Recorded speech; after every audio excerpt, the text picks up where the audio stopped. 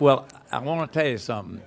The mayor was a guardian for the honor flight, which a lot of you may not know. They pay their own way, and they look after us older folks. There were 90 of us on that trip, and the mayor did an excellent job. Jack and I tried to teach him a few things, and we did a pretty good job. But I'll tell you why he isn't here. He said he wasn't going to be anywhere again with Husky Kirkwood, so he just left. And also, I tell you that honor flight was the best organized and most enjoyable thing I have ever attended. There were 90-some veterans, all of them pretty ageable, one 95 years old, Redford Furlow, and his son, I think, taught here in the school system in Auburn. I never heard the first one grumble about that whole trip. It was fantastic, really.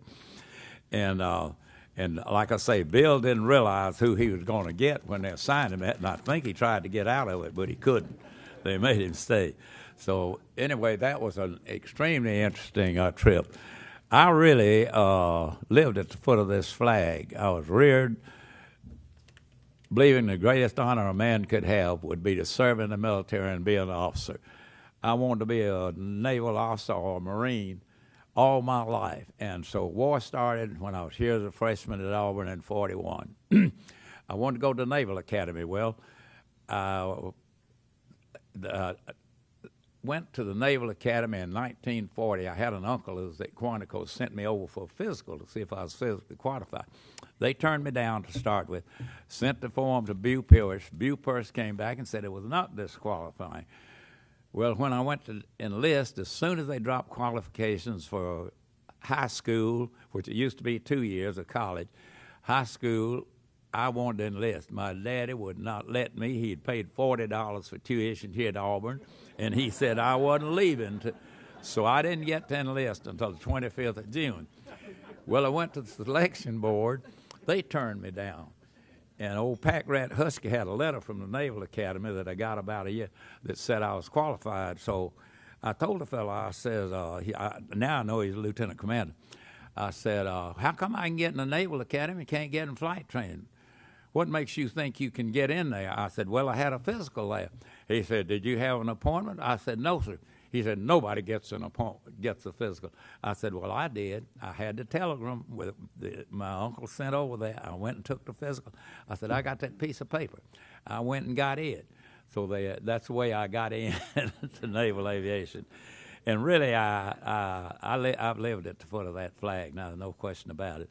And I was commissioned in August of 43 when I was 19, and went to a base in Oklahoma, if you can believe this, halfway between Amarillo and Oklahoma City. A very highly classified base. No paved road to it, nothing. In fact, it was a forerunner to the space, to these drones now. They had target drones, but we were developing the drones that would carry ammunition. Like, for instance, Joe Kennedy was killed in one of our aircraft. Now, that's how much power they had then. We had a 16-man detachment with a lieutenant commander, a Lieutenant Willie, that took them over there. We were the dog pilots, we called ourselves. When we developed, there wasn't anything in Oklahoma then because it was the end of the Dust Bowl era. And if anything crashed, nobody knew it. So us young pilots rode. We were flying old BT-13s. The fixed-wing landing gear, and we were the dog pilots, and we called ourselves Buck Rogers back then. And we'd take off, and then the mother plane was a PV-1. They would tell us to engage, and we had a steel bar. We'd engage that thing easily, because if it went ape, it's liable to go up, sideways, any other way. And we rode that way and they'd fly us down to 50 and 100 feet off of these trucks. The roads were straight, and had yellow trucks for targets. It was some more fun, I'm telling you the truth. No restrictions. And first thing happened to us, a couple of us got an airplane, 3 of us, and went out. We were trying to get to Oklahoma City and went out to Route 66 where there was one station, and we tried to get some gas. Well, it was rationed. And I went in there, and one little old pump, and I asked the fellow, I said, fellows, I can't let you have gas because, it's rationed. So I walked outside, and this young lady about my age walked out and said, "What do you boys want to do?" I said, "We're trying to get to Oklahoma City." Well, she went back in there, and tractor gas stamps were green. She says, "Fill these boys up with gas." And asked us to, I said, "What can we do for you when we left?" She said, "Well, would you fly over the farm?" That's all we needed. We ran every cow in the country out of the fence. The neighbors called the dang sheriff, and they finally got that quieted down, and we didn't get arrested. So next time we went out to visit, she said, "Please don't do that again." Well, the next thing I got into, we weren't supposed to date enlisted waves. And we had a little shore patrol officer there that knew where we were going one night to eat, which we had to go to these little restaurants they didn't have, and then they had a back room. And we went in there eating fixing to eat about 25, and then the manager of the place came in and said, "Boys," said the manager of the thing said, "Boys, the dadgum shore patrol's on there," and said they just called the chief of police, and the shore patrol's on here to pick you up. So we started to get up. Well, the shore patrol was at the door. We had 3 waves, and he had a club coupe, and you could let them sit in the bottom when we came out the gate and cover them up with a blanket or something. So he told us to take these girls immediately back to the base, and took our names and took their names. Well, we didn't have sense enough to think he's going to follow us, so we hadn't eaten. We stopped at another place to eat. How the mighty fridge light this big on. Well, he took the gals, put them in the brig at Clinton, and we crazy enough, we went and bought them a steak and carried them over to the damn jail and handed it to them and said, "Man," we realized the next morning what we had done. And at quarters, the first thing they said, called our names, the 3 of us, and said, "Report to the base CO," not our CO, report to the base CO immediately. We went in there, "Are you guilty?" "Yes, sir," and he lectured us a while.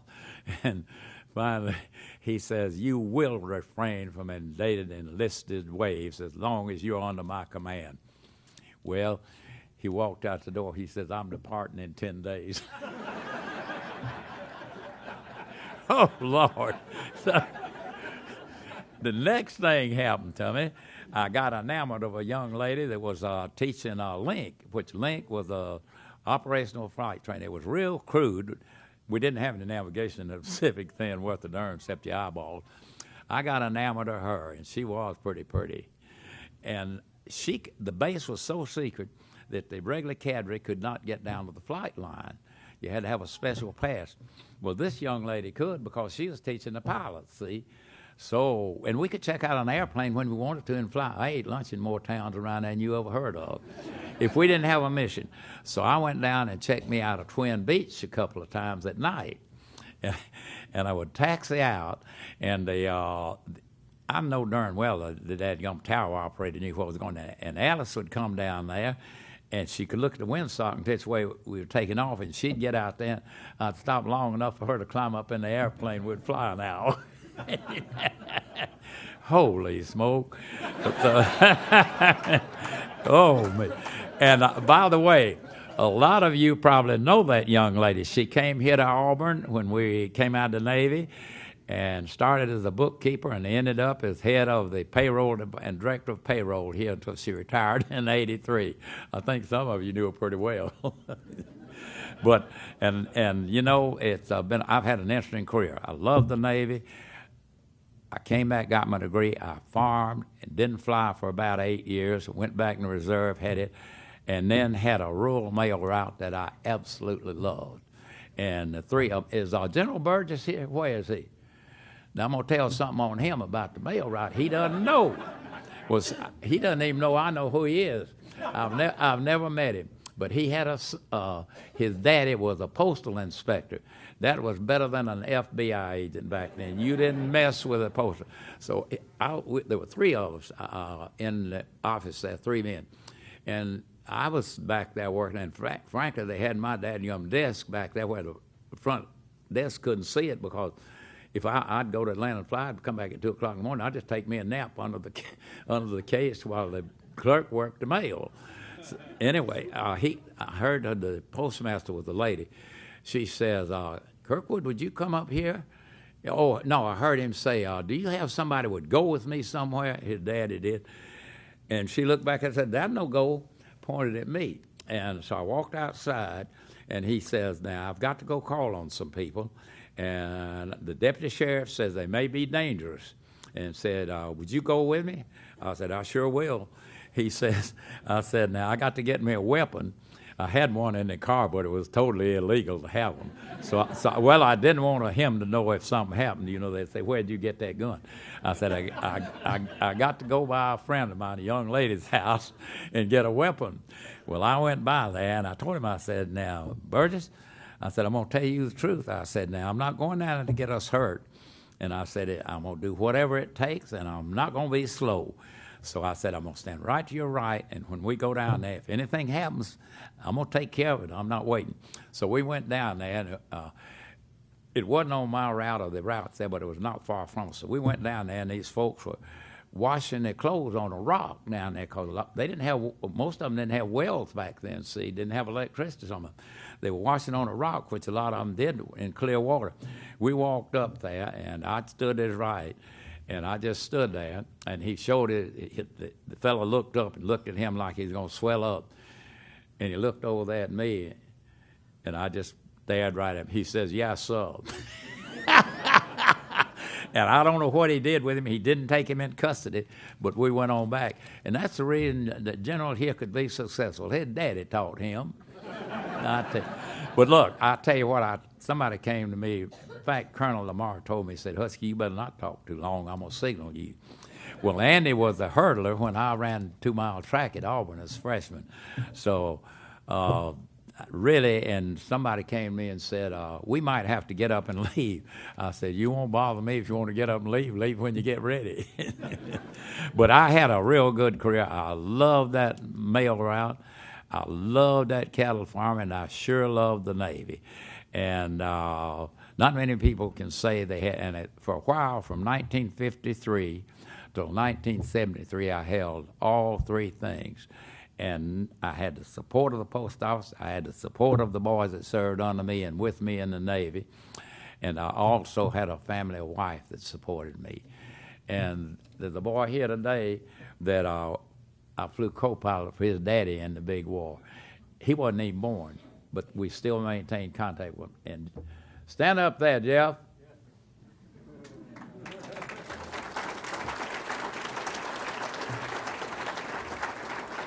And let me tell you what he did. He was a gunship pilot over in Vietnam. Pretty tough. He had a good tour over there.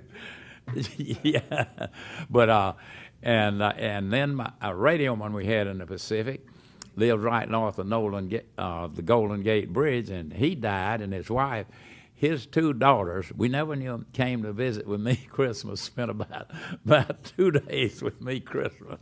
So my reward has been these people that I worked with, enlisted men, officers, and everybody else and when I retired at Atlanta, they had a pretty regular retirement for me. I insisted I would not be there unless some of the air crewmen that supported me, so I couldn't invite the whole squadron. But I said, they're going to be there if I'm there, and they did. We had a wonderful reception with them there. And like I say, I could tell you some pretty good sea stories, but it gets long, and I appreciate being selected, and I really don't deserve it because I'll tell you something else. Two of them came out there to see my junk one time about a year ago, and I knew I had heard they were with the newspaper. Well, I didn't even know them, so we were eating. They were looking down at the house, and they asked me what I did for a living. I said I was a playboy. So we went up to the boxcar there, which is about 2 miles, and I said, let's go get us a barbecue. We went up there, well, one told us, said, go sit down by Husky, and took a picture on that cell phone, and I can't even work one and answer it hardly. And he says, in about 5 minutes, he said, guess what? He'd put it on Facebook. In 5 minutes, some little old girl hit that thing and said, I didn't know Mr. Kirkwood, but my granddaddy said he told the truth. Hey, that's about all I need to tell you. Sure enough, I could, because it gets long. But I really have. I tell you what, if I fall out dead leaving here, I've had one hell of a ride, hadn't I? And I sure have. And I really have. Oh, well, I'm gonna usurp some of his off, dude. I want the WW2 veterans to stand up, if they're able.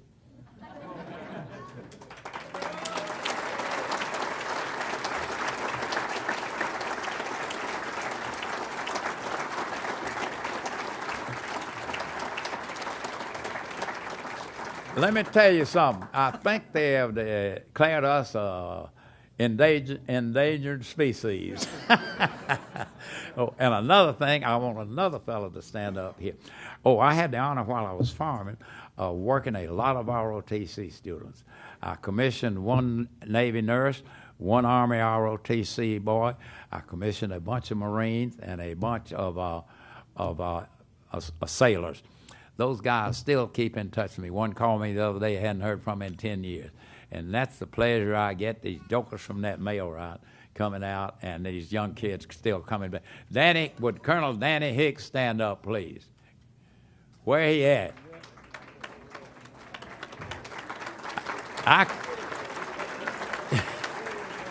Oh, I see him. Now, see, he had a place at my table, but he's ashamed to sit there.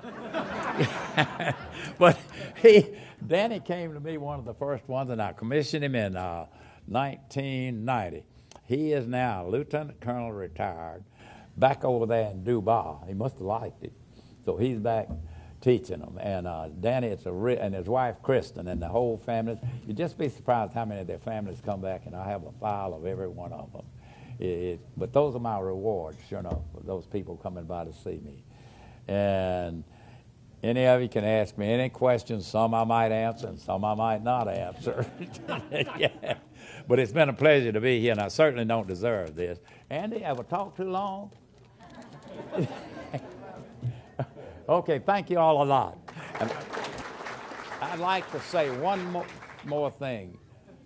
God bless America and this 50-star flag we live under, and I hope we'll be able to protect it from now on. Thank you all. All right.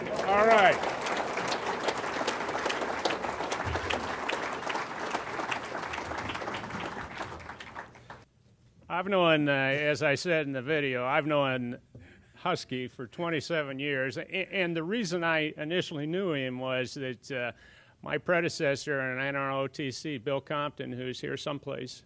Yeah, he's right. He took me out there to Husky's Romer's Roost. Now, I thought it was going to be somebody that I thought he built the house. He told me not only he, but his father and his grandfather and his great-grandfather lived in that house for a long time. I've always appreciated knowing Husky, and he has been somebody that I have respected.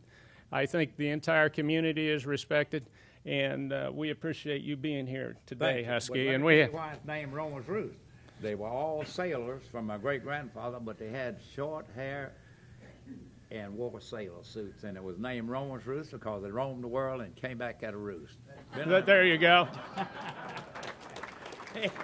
We do have a plaque for you, Husky. It's the Auburn Distinguished Veterans Award for 2015.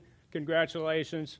Thank you. We appreciate you coming today. I don't deserve it. I sure have enjoyed every minute of it. Thank you all. Thank you.